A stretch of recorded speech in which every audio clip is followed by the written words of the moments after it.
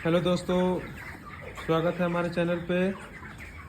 देखिए, ये करीब रात के 9 बजे हैं और हमारे फार्म पे हमारे चूजे आज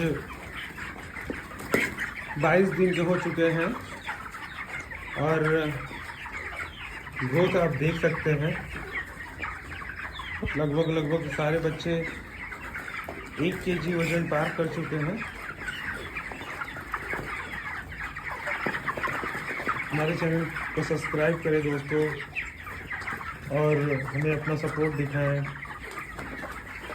और किसी भी जानकारी के लिए कमेंट बॉक्स में आकर के कोई भी सवाल कर सकते हैं आप लोग।